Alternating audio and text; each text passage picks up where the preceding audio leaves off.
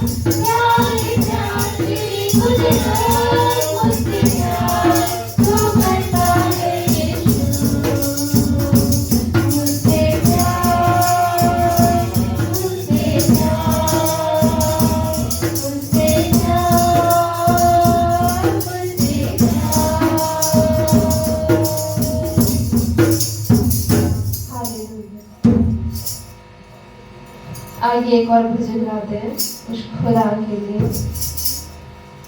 कहिए उस खुदावन से कि प्रभु मैं ताउम्र तेरे पीछे चल सकूं, और सिर्फ मैं ही नहीं, मेरी पीढ़ियां वो भी तुझे जाने, और जो आने वाले हैं वो भी तुझे जानने पाए। खुदावन सच में तू महान है प्रभु। आपका वचन कहता है कि जिस घर में एक भी धर्मी जन होगा वो पूरा घराना बचाया जाएगा। ओ परमेश्वर, हम आपका धन्यवाद करते हैं प्रभु, आप महान परमेश्वर हैं। मैं और मेरा घराना यीशु मसीह के साथ चलेंगे। मैं और मेरा घराना यीशु मसीह के साथ चलेंगे। यीशु मसीह से बातें करेंगे, यीशु मसीह से प्यार करेंगे। मैं और मेरा घराना यीशु मसीह के साथ चलेंगे। पूरा करेंगे यीशु की रूह कुदस से जिएंगे। पूजा करेंगे यीशु की रूह कुदस से जिएंगे। रूह कुदस से जिएंगे। हर बात यीशु मसीह की बुद्धि से हम करेंगे।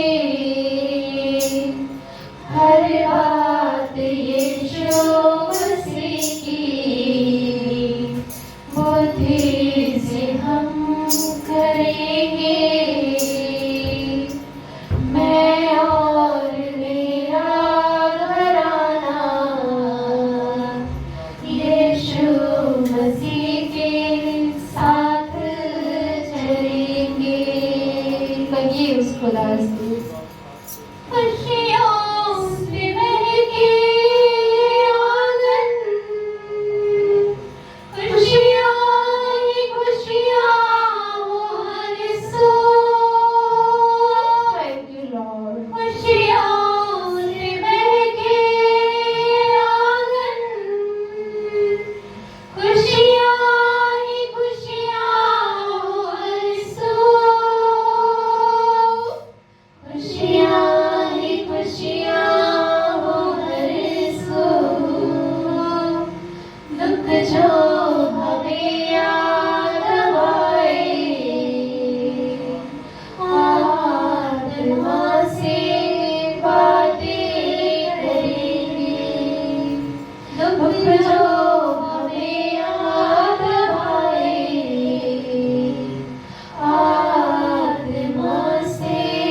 बात करेंगे, मैं और मेरा घराना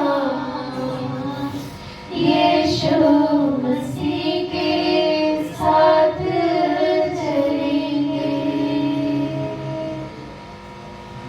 होगा विशाली घराना, हालेलुया होगा तराना, होगा विशाली घराना, हालेलुया होगा तराना, हालेलुया होगा तराना। कश्ती न डूबने देवो, यीशु को पतवार देंगे। कश्ती न डूबने देवो, यीशु को पतवार देंगे। मैं और मेरा घराना यीशु मसीह के साथ चलेंगे। यीशु मसीह से बातें करेंगे, यीशु मसीह से प्यार करेंगे। मैं और मेरा घराना यीशु मसीह के साथ चलेंगे। Thank you Jesus. सच्चा परमेश्वर महान है प्रभु, और प्रभु आपके योग्य और कोई नहीं है प्रभु जी, आपके तुल्य कोई नहीं है प्रभु जी। स्तुति और प्रशंसा के योग्य केवल आप है प्रभु। और धन्यवाद कहते हो पिता कि तू हम जैसों को भी प्रभु जी ग्रहण करता है प्रभु, क्योंकि प्रभु जी आप हम जैसों के लिए ही आए थे पिता, कि हम पापों में थे और तूने हमें छुटकारा दिया, उद्धार किया और अपने हाथों में लिया प्रभु। आपका धन्यवाद करते हैं परमेश्वर। सारा आदर, सारा महिमा, सारा जलाल आपको देते हैं प्रभु। यीशु मसीह के नाम में मांगते हैं खुदा को, आमीन।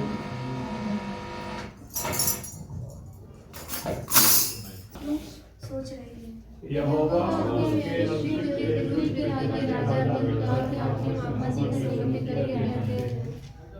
आओ हम उनके बंधन तोड़ डालें और उसकी रस्सियों को अपने ऊपर से उतार फेंकें।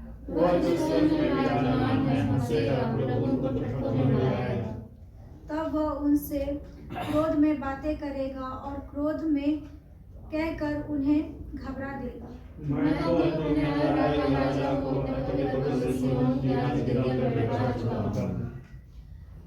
मैं उस वचन का प्रचार करूंगा जो यहोवा ने मुझसे कहा, तू मेरा पुत्र है, आज तू मुझसे उत्पन्न हुआ।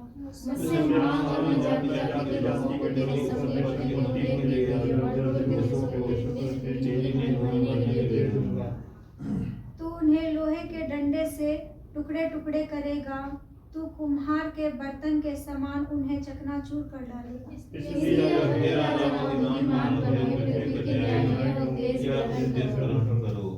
डरते हुए यहोवा की उपासना करो और कांपते हुए मगन हो।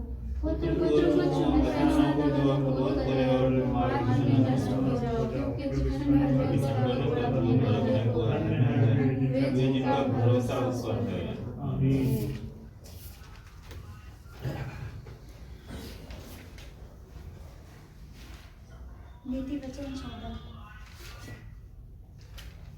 हर बुद्धिमान स्त्री अपने घर को बनाती है, पर मूढ़ स्त्री उसको अपने ही हाथों से ढा देती है। जो सिधाई से चलता है वह यहोवा का भय मानने वाला है, परंतु जो टेढ़ी चाल चलता वह उसको तुच्छ जानने वाला ठहरता है।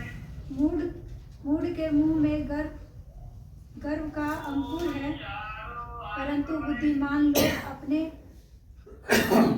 वचनों के द्वारा रक्षा पाते हैं। जहाँ बैल नहीं वहाँ गौशाला स्वच्छ तो रहती है, परंतु बैल के बल से अनाज की बढ़ती होती है। सच्चा साक्षी झूठ नहीं बोलता, परंतु झूठा साक्षी झूठी बातें उड़ाता है।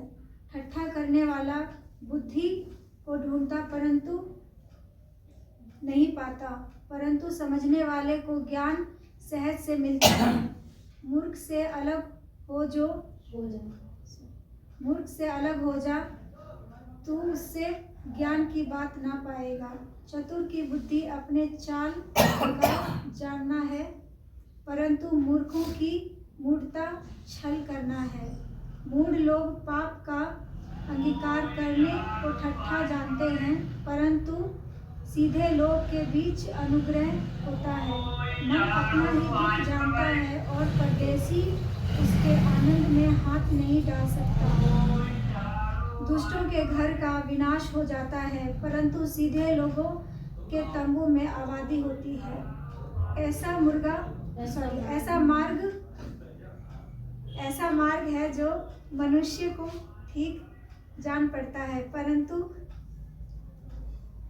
उसके अंत में मृत्यु ही मिलती है। हंसी के समय भी मन उदास होता है और आनंद के अंत में शोक होता है। जिसका मन ईश्वर की ओर से हट जाता है, वह अपनी चाल चलन का फल भोगता है। परंतु भला मनुष्य आप संतुष्ट होता है। भोला तो हर एक बात को सच जानता है, परंतु चतुर मनुष्य समझ बूझ कर चाल चलता है। बुद्धिमान डर कर बुराई से हटता है, परंतु मूर्ख ढीठ होकर निडर रहता है। जो झट क्रोध करे वह मूढ़ता का काम भी करेगा, और जो बुरी युक्तियां निकालता है उससे लोग बैर रखते हैं। भोलों का भाग मूढ़ता ही होता है, परंतु चतुर को ज्ञान रूपी मुकुट बांधा जाता है। बुरे लोग भलों के सम्मुख और दुष्ट लोग धर्मी के फाटक पर दंडवत करते हैं। निर्धन का पड़ोसी भी उससे घृणा करता है, परंतु धनी के बहुतेरे प्रेमी होते हैं। जो अपने पड़ोसी को तुच्छ जानता है पाप करता है, परंतु जो दीन लोगों पर अनुग्रह करता है धन्य होता है। जो बुरी युक्तियां निकालते हैं, क्या वे भ्रम में नहीं पड़ते, परंतु भली युक्ति निकालने वाले से करुणा और सच्चाई का व्यवहार किया जाता है। परिश्रम से सदा लाभ होता है, परंतु बकवाद करने से केवल घटी होती है। बुद्धिमानों का धन उसका मुकुट ठहरता है, परंतु मूर्खों की मूढ़ता है। सच्चाई साक्षी बहुतों के प्राण बचाता है, परंतु जो झूठी बातें उड़ाया करता है उससे धोखा ही होता है। यहोवा के भय मानने वाले को दृढ़ भरोसा होता है और उसके पुत्रों के संस्थान मिलता है। यहोवा का भय मानना जीवन का सोता है, और उसके द्वारा लोग मृत्यु के फंदे से बच जाते हैं। राजा की महिमा प्रजा की बहुतायत से होती है, परंतु जहाँ प्रजा नहीं वहाँ हाकिम का नाश हो जाता है। जो विलंब से क्रोध करने वाला है वह बड़ा समझ वाला है, परंतु जो अधीर वह मूढ़ता की बढ़ती करता है। शांत मन तन का जीवन है, परंतु मन के मन के जलने से हड्डियां भी जल जाती है। जो कंगाल पर अंधेर करता है वह उसके कर्ता की निंदा करता है, परंतु जो दरिद्र पर अनुग्रह करता वह उसकी महिमा करता है। दुष्ट मनुष्य बुराई करता हुआ नष्ट हो जाता है, परंतु धर्मी को मृत्यु के समय भी शरण मिलती है। समझ वाले के मन में बुद्धि वास किए रहती है, परंतु मूर्खों के अंतकरण में जो कुछ है वह प्रकट हो जाता है। जाति की बढ़ती धर्म ही से होती है, परंतु पाप से देश के लोगों का अपमान होता है। जो कर्मचारी बुद्धि से काम करता है उस पर राजा प्रसन्न होता है, परंतु जो लज्जा के काम करता है उस पर वह रोष करता है। आमीन।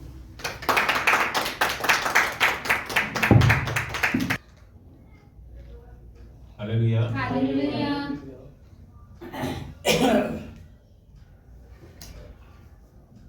विषय तो बहुत बड़ा है, लेकिन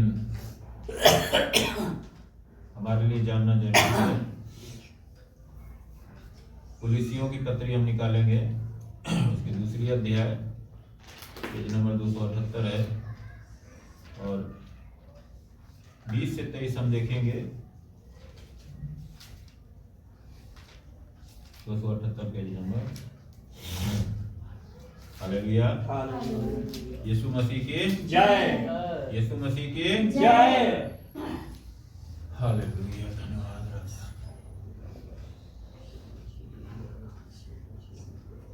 यहाँ पर क्या है? मसीह के साथ मरना और जीना। जबकि तुम मसीह के साथ संसार की आदि शिक्षा की ओर से मर गए हो, तो फिर क्यों उनके समान जो संसार के हैं जीवन बिताते हो? तुम ऐसी विधियों के बस में क्यों रहते हो कि यह न छूना, उसे न चखना और उसे हाथ न लगाना, ये सब वस्तुएं काम में लाते लाते नष्ट हो जाएंगी, क्योंकि ये मनुष्यों की आज्ञाओं और शिक्षाओं के अनुसार है। इन विधियों में अपनी इच्छा के अनुसार गढ़ी हुई भक्ति की रीति और आत्महीनता और शारीरिक योगाभ्यास के भाव से ज्ञान का नाम तो है, परंतु शारीरिक लालसाओं को रोकने में इनसे कुछ भी लाभ नहीं होता है। हालेलुया। हालेलुया।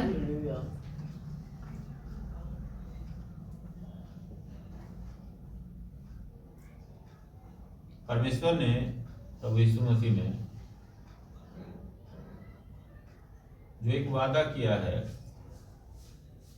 और उसने तो बहुत सारे वादे किए हैं, लेकिन जो मुख्य है वो वादा है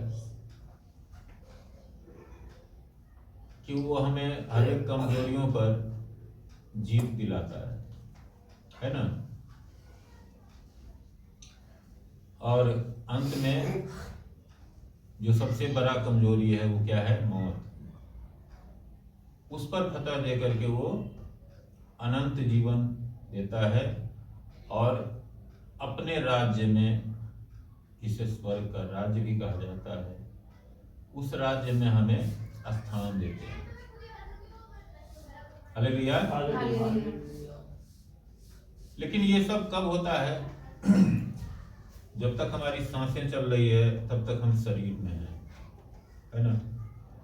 एक ऐसे संसार में हैं जो शरीर से ही सब बातें यहाँ जुड़ा हुआ है। और परमेश्वर क्या है? आत्मा है ना? हम सब जानते हैं।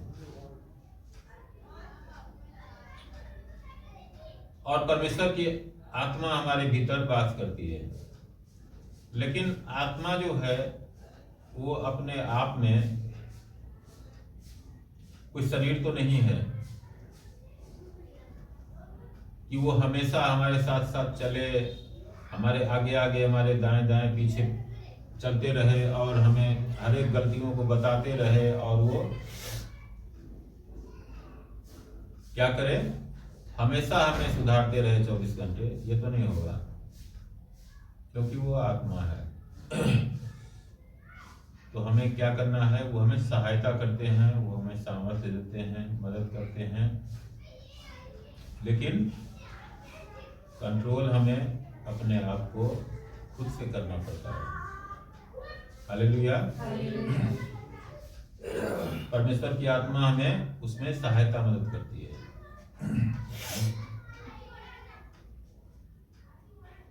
हालेलुया। तो हम जो चुने गए हैं वो इसलिए चुने गए हैं कि हम मसीह के साथ मरने और जीने के लिए चुने गए हैं। मतलब क्या है इसका? जब हम मसीह के पथ पर पांव रखते हैं और मसीह हमें बुलाते हैं, तो हम जानते हैं कि हमारा जो चुनाव हुआ है वो संसार के जैसे चलने के लिए नहीं हुआ है। क्योंकि अगर ऐसा ही होता तो प्रभु हमें चुनते ही क्यों? संसार की रीति पर तो हम चल ही रहे थे। उसने अपने रीति पर चलने के लिए बुलाया है, जिस रीति पर चलने पर हमें दंड के भागी न बने, है ना? क्योंकि संसार पर तो दंड ठहर चुका है, ये हम सब बार बार सुन चुके हैं। और हम इसी संसार में हम जानते हैं कि हमारे भी काम पहले कितने खराब थे। तो जो संसार उसी पर चल रहा है तो उसका अंजाम क्या होगा? हालेलुया। तो इसीलिए प्रभु यीशु मसीह ने हमें बुलाया कि ताकि जो संसार की रीति पर जो हम चल रहे थे उसमें हम मर जाएं। हालेलुया। जो हमारा पुराना मनुष्यत्व था, जिसमें हम शरीर की लालसाओं के अनुसार करते थे, जो हमें अच्छा लगता था वही करते थे, चाहे वो वास्तव में अच्छा हो या वास्तव में बुरा हो या पाप हो या अधर्म हो या कुछ भी हो, हम वही सब काम करते थे। लेकिन प्रभु ने हमें मौका दिया कि जो भी हमारे पुराने पाप और अधर्म का बोझ था उससे वो क्षमा कर दे। उन्होंने अपने लहू से धो करके शुद्ध कर दिया है।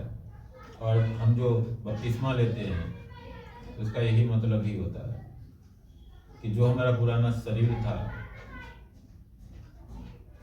उसको हमने खत्म कर दिया, उसको हमने क्रूस पे टांग दिया। और अब जो हमारे जीवन है, जो शरीर है, वो नया सृष्टि है। तो जैसे प्रभु यीशु मसीह ने हमें जिलाया है फिर से दोबारा, तो वो जो जीवन है, वो जो शरीर है, वो पापमय नहीं होना चाहिए, पवित्रता का जीवन होना चाहिए। तो जब हम पवित्रता का जीवन जीने के लिए बुलाए गए तो उसमें बहुत सारे आज़ादी भी हमें दी है परमेश्वर ने। हालेलुया। आज़ादी क्या दी है कि जिन शरीर की क्रियाक्रम हम करते थे पहले, उन सब से हमें आजाद कर दिया है, अंधकार से आजाद कर दिया है। वो सब हम क्यों करते थे? क्योंकि हम अंधकार में थे, हमें पता ही नहीं था, हम लोगों की देखा देखी करते थे। तो यहाँ पर प्रभु का वचन यही कह रहा है कि जब हम प्रभु की इच्छा के अनुसार नए सृष्टि में जिलाए गए हैं, तो जबकि तुम मसीह के साथ संसार की आदि शिक्षा की ओर से मर गए हो। क्या कर रहा है? जो पुरानी शिक्षा थी हमारी, उसकी ओर से मर गए हो, तो फिर क्यों उनके समान जो संसार के हैं जीवन बिताते हो? कह रहा है कि फिर उनके समान जो संसार के हैं, यानी कि जो हम पहले थे, उसके अनुसार क्यों जीवन बिताते हो? तुम ऐसी विधियों के बस में क्यों रहते हो?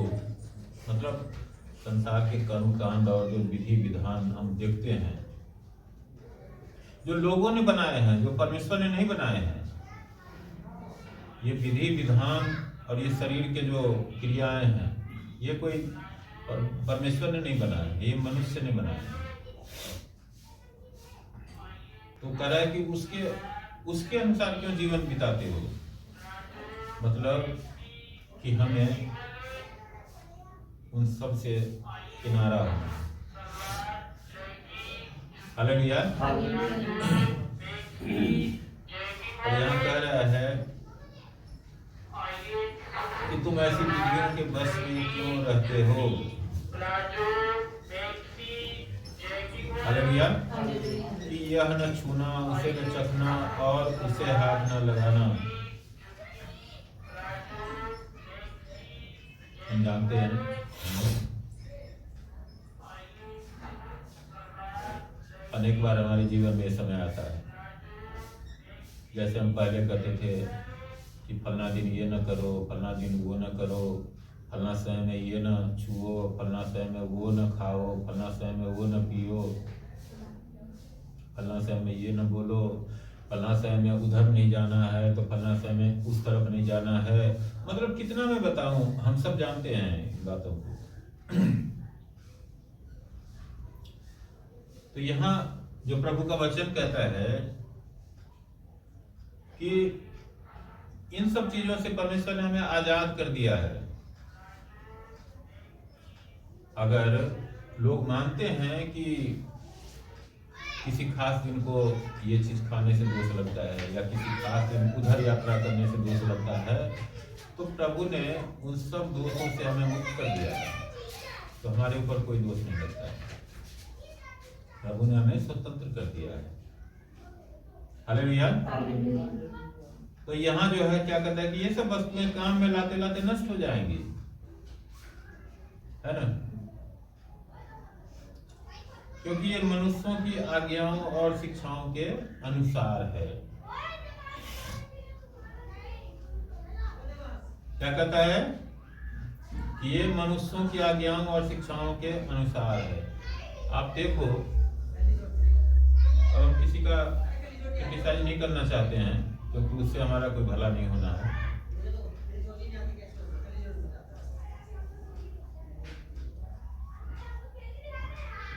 जितने भी रिवाज हम जानते हैं कि पहले जो है कागज नहीं थे, छपाई नहीं थे, है ना, ये सब कुछ बहुत ज्यादा पुराना नहीं हुआ है। 100 साल, 200 साल, 300 साल, 400 साल, 500 साल, इससे ज्यादा नहीं होगा, है ना। हम जानते हैं कि पहले कहाँ लिखा जाता था, चर्म पत्रों पर, यानी कि चमड़े पर लिखा जाता था, है ना।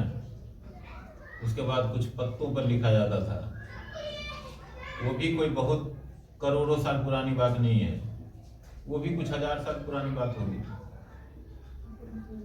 तो उससे पहले तो राइटिंग भी नहीं थी ना, राइटिंग तो नहीं होगी।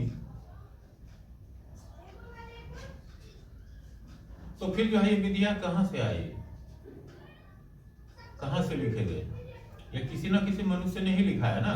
जैसे कि मान लीजिए, मैं एक उदाहरण से बताता हूं कि शुरू में क्या हुआ। तो बिजली का आविष्कार हुआ, है ना, बल्ब बने, बल्ब से और आगे बढ़ते बढ़ते बढ़ते बढ़ते तब ये पूरा इलेक्ट्रॉनिक्स बन गया। इलेक्ट्रॉनिक्स से बढ़ते बढ़ते आज हम कंप्यूटर के युग में जी रहे हैं। फिर वो भी और छोटा से छोटा टेक्नोलॉजी होता गया, शॉर्ट होता गया। बनाया किसने है ये सब चीज? तो परमेश्वर ने तो आके नहीं बनाया, मनुष्य ने ही बनाया है। एक मनुष्य ने नहीं बनाया है, पता नहीं कितने सैकड़ों, हजारों, लाखों, करोड़ों लोगों की मेहनत है, लेकिन क्या तो मनुष्य नहीं है ना। ये तो मनुष्य की ही विधियां बनाई हुई है। और इसीलिए क्या होता है, आपने सुना है कभी कि कोई मरा तो था, उसके साथ जो मोबाइल था ना वो भी चला गया उसके साथ। ऐसा तो नहीं होता है। या बहुत बड़ा वैज्ञानिक था, हम लोगों ने भी कई वैज्ञानिकों के नाम सुने हैं, आप लोगों ने भी सुने पढ़े होंगे। थॉमस एडिसन के विषय में हमने पढ़ा था कि वो 1000 चीजों का आविष्कार किया था। उसमें से वो कितनी चीजें लेके गया होगा संसार से? तो वो था तो जो मनुष्य का बनाया हुआ है वो तो यही रहेगा ना। जो ऑथेंटिक है, जो ओरिजिनल है, वो परमेश्वर का बनाया हुआ है ना। उस पर कोई दाग नहीं लगता है। हालेलुया। तो ये जितनी भी चीजें हैं ये सब मनुष्यों की आज्ञाओं और शिक्षाओं के अनुसार है। हम ये नहीं कह सकते हैं कि ये सारे के सारे खराब हैं, गलत हैं, इसमें कुछ भी भला नहीं है, क्योंकि ये मनुष्य को सभ्य रखने के लिए बनाया गया है, मनुष्य की भलाई के लिए बनाया गया है। लेकिन इससे हमारे आत्मिक जीवन में कुछ वृद्धि नहीं होने वाला है। ये हमारे सांसारिक जीवन को आसान करने के लिए बनाया गया है। हालेलुया। इन विधियों में अपनी इच्छा के अनुसार गढ़ी हुई भक्ति की रीति और आत्महीनता और शारीरिक योगाभ्यास के भाव से ज्ञान का नाम तो है। मैं क्या कर रहा हूं? अपनी इच्छा के अनुसार गढ़ी हुई भक्ति की रीति। अब किसी ने क्या कर दिया, उल्लू बना दिया ईश्वर को, किसी ने क्या किया, चूहा बना दिया ईश्वर को, किसी ने हाथी बना दिया, किसी ने कुछ बना दिया, किसी ने घोड़ा बना दिया। क्या परमेश्वर ये सब चीज है? परमेश्वर तो ये सब चीज नहीं है ना। ये तो परमेश्वर का क्रिएशन है। परमेश्वर ने इन जीव जंतुओं को बनाया है। ये परमेश्वर नहीं है, या ये परमेश्वर की बराबरी कभी नहीं कर सकते हैं, क्योंकि जो बनाया हुआ चीज है ना, वो बनाने वाले की बराबरी कभी नहीं कर सकता है।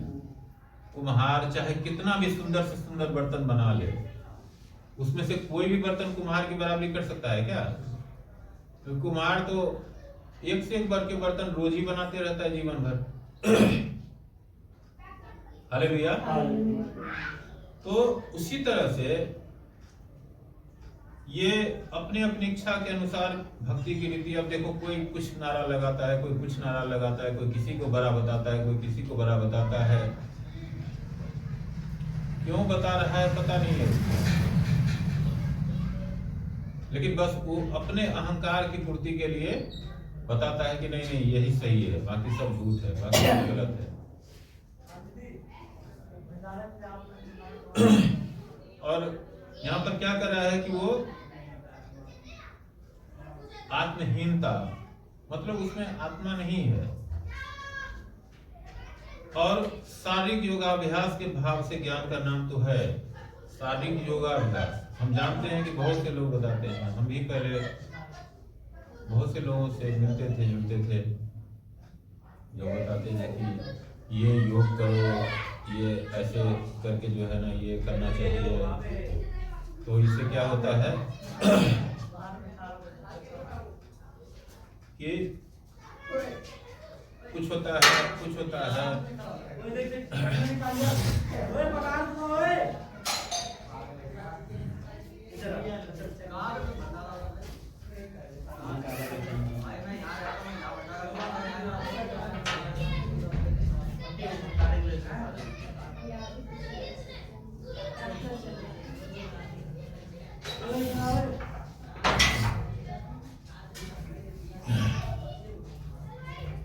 हालेलुया।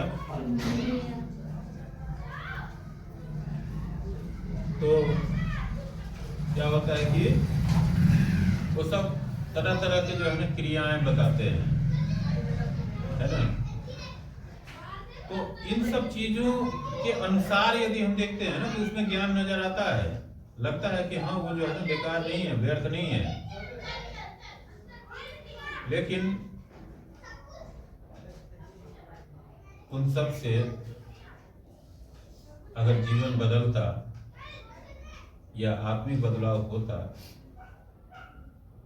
तो बहुत सारे प्रचारकों का हम देखते हैं कि जब पर्दा उठता है तो कितना काला चेहरा नजर आता है ना। तो जो प्रचार कर रहे हैं, जब उन्हीं के जीवन में कुछ बदलाव नहीं आया, तो इसका मतलब जो है वो उसमें कुछ भी नहीं है। इसीलिए कह रहा है कि परंतु शारीरिक लालसाओं को रोकने में इनसे कुछ भी लाभ नहीं होता है। अगर शरीर की लालसाओं को, अभिलाषाओं को ये सब क्रियाएं रोक पाता तो ऐसे भद्दे चेहरे सामने नहीं आते, है ना। तो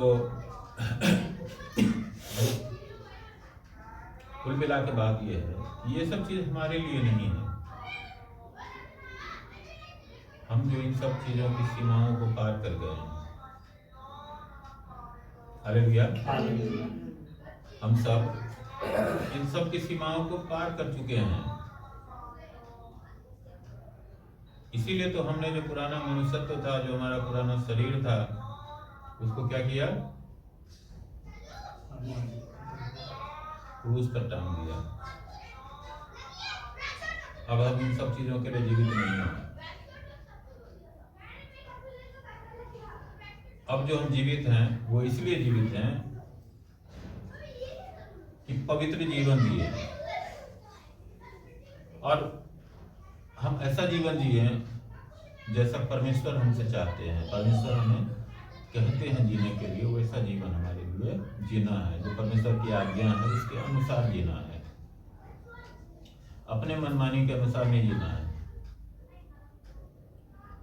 जो इसका मुख्य जो उद्देश्य है इस वचन का, वो यही है।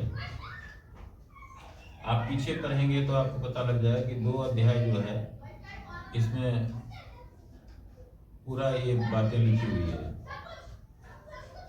पूरा डिटेल में लिखा हुआ है। खाने पीने या पर्व या नए चांद या शब्द के विषय में तुम्हारा कोई फैसला न करे, क्योंकि ये सब आने वाली बातों की छाया है, पर मूल वस्तुएं मसीह की है। कोई मनुष्य आत्महीनता और स्वर्गदूतों की पूजा करा के तुम्हें दौड़ के प्रतिफल से वंचित न करे। ऐसा मनुष्य देखी हुई बातों में लगा रहता है और अपनी शारीरिक समझ पर व्यर्थ फूलता रहता है, और उस शिरोमणि को पकड़े नहीं रहता जिससे सारी देह जोड़ों और पट्टों के द्वारा पालन पोषण पाकर और एक साथ गढ़ कर परमेश्वर की ओर से बढ़ती जाती है। क्या कह रहा है? अब जितना इसको हम पढ़ेंगे उतना हमें समझ में आएगा। अब क्या कहते हैं? ये मत खाओ, वो मत खाओ, ये मत पियो, वो मत पियो। आज क्या है? ये दिन है, इस दिन को जो है ये नहीं करते हैं, उस दिन को वो नहीं करते हैं। तो यहाँ पर परमेश्वर का वचन कह रहा है कि इन सब चीजों के लिए कोई दूसरा हमारे विषय में फैसला नहीं सुना सकता है। दूसरा कोई डिसीजन नहीं देगा, और अगर डिसीजन देता है तो गलत है। वो हम आजाद किए गए हैं, प्रभु ने हमें आजाद किया है। और ये आजादी जो है ना, ये कोई सस्ती आजादी नहीं है। उसने अपने आप को हमारे लिए मारा, तोड़ा, इतना दर्द सहा, क्रूस पर अपने आप को चढ़ाया, बलिदान दिया, अपना लहू बहाया है। ये सस्ता नहीं है। हमारे पाप और अधर्मों का कर्ज उसने चुकाया अपने लहू से। कोई भी मनुष्य इस बात को तो खैर जहाँ तक मुझे लग रहा है कि पूरी तरह से इसको समझ नहीं सकता है कि जो भी उसने किया हमारे लिए, उसको पूरी रीति से कोई मनुष्य नहीं समझ सकता, क्योंकि हम कल्पना भी नहीं कर सकते हैं कि कितना दर्द और कितना पीड़ा उसने झेला हमारे लिए, और कितने सालों की योजना थी परमेश्वर की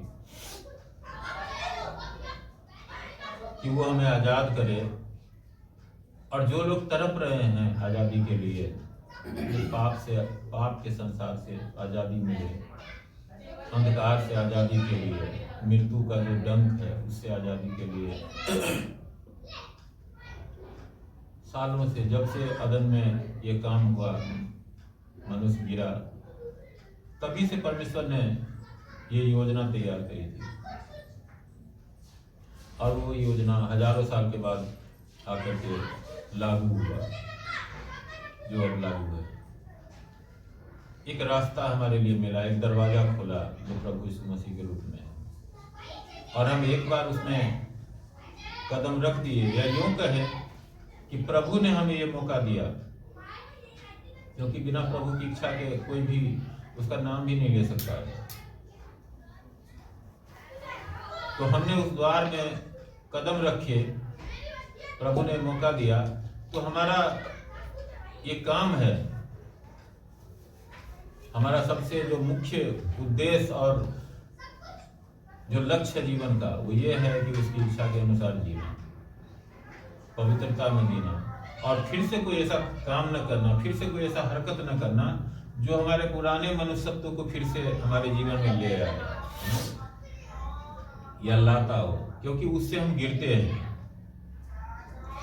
और अगर हम फिर से उस जाल में अगर फंस जाते हैं तो प्रभु हमारे लिए दोबारा क्रूस पर नहीं चढ़ेंगे।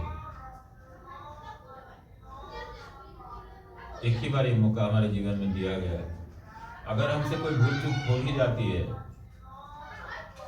तो प्रार्थना एक रास्ता है कि उसके जरिए हम उससे क्षमा मांग के फिर हम आगे बढ़ सकते हैं। लेकिन इसीलिए प्रतिदिन प्रार्थना करना जरूरी है हमारे लिए, कि ताकि हम क्षमा मांग सके। हालेलुया। अगर हम प्रतिदिन का रूटीन नहीं बनाते हैं प्रार्थना के लिए, कभी भी हम समझ नहीं पाएंगे। अगर वचन पढ़ने के लिए हमारे पास समय नहीं है तो प्रभु को हम कभी, प्रभु का जो कैरेक्टर है ना, कभी भी समझ नहीं पाएंगे जीवन में। इसलिए हमें प्रतिदिन वचन पढ़ना जरूरी है, क्योंकि हर एक वचन में जीवन है। तो जीवन का मतलब क्या होता है? तो इसमें जीवन जीने का सामर्थ्य मिलता है हमें उससे। और जो भरमाने वाली बात है वो हमारे लिए मौत की तरफ ले जाने के लिए है। हालेलुया। तो परमेश्वर का मैं धन्यवाद करता हूँ आज के इस सुंदर वचन के लिए, जो कि एक गाइडलाइन है हमारे लिए, एक बार है हमारे लिए, एक चेतावनी है। और खास करके आज के समय में जब हम देख रहे हैं कि संसार की परिस्थिति कितना तेजी से बदल रहा है और अंधकार जो है चारों तरफ कितनी तेजी से फैला हुआ है कि अच्छे अच्छे ज्ञानी बुद्धिमान सब भरमाए जा रहे हैं, सब उसमें फंसते जा रहे हैं। तो ऐसे समय में जो है बचाव का बहुत ज्यादा जरूरत है। आपको याद होगा कि जब समय परिस्थितियां सामान्य होता है ना, तब इंसान थोड़ा सा लापरवाही भी कर देता है ना, तो बहुत ज्यादा फर्क नहीं पड़ता है, थोड़ा बहुत पड़ता है। लेकिन जब चारों तरफ कोरोना जैसी महामारी का वायरस फैला हो, उस समय क्या करते थे लोग? घर से बाहर नहीं निकलते थे कि वायुमंडल में, ये हवा में जो कोविड फैला हुआ है, वायरस फैला हुआ है, कहीं हमें इन्फेक्टेड न कर दे, है ना। तो आप इसी तरह से समझिए, हम कमजोर नहीं हैं। मैं ये नहीं कर रहा हूं कि हमें छुप जाना चाहिए, लेकिन जब चारों तरफ अंधेरा होगा तो हम उस तरह से नहीं चल सकते जिस तरह से पहले चल रहे थे। आप देखो, अभी सुबह खुला हुआ है तो जैसे मर्जी वैसे चलो, 100 के स्पीड में चलो, 150 के स्पीड में चलो। लेकिन जब कोहरा होता है तो नहीं चल सकता ना 100 के स्पीड में। अगर चलने की कोशिश करेगा तो कोई कितना भी बढ़िया चलाने वाला ड्राइवर हो, 50 साल से क्यों न चला रहा हो, जाके जरूर ठुक जाएगा और जान भी जा सकता है। तो कहने का मतलब जो है ना, इस तरह से हम समझ सकते हैं कि परमेश्वर ने बोला है कि चारों तरफ जो चल रहा है, ये पहले भी चलता था लेकिन कम चलता था। जैसे जैसे समय नजदीक आ रहा है अंत का, वैसे वैसे जो है ये सब चीजें और बढ़ती जा रही है। और ऐसे समय में ही मनुष्य की एक परख है कि हम परमेश्वर के आगे कितने विश्वास योग्य रहते हैं। हालेलुया। तो जब हमने उन सब चीजों को छोड़ दिया है पीछे, तो हमें पीछे मुड़ के फिर नहीं देखना है। हालेलुया। तो मैं परमेश्वर का धन्यवाद करता हूँ। ये वचन हम सबके जीवन में बहुतायत से काम करे और हमें रास्ता दिखाए। प्रभु यीशु मसीह के नाम में।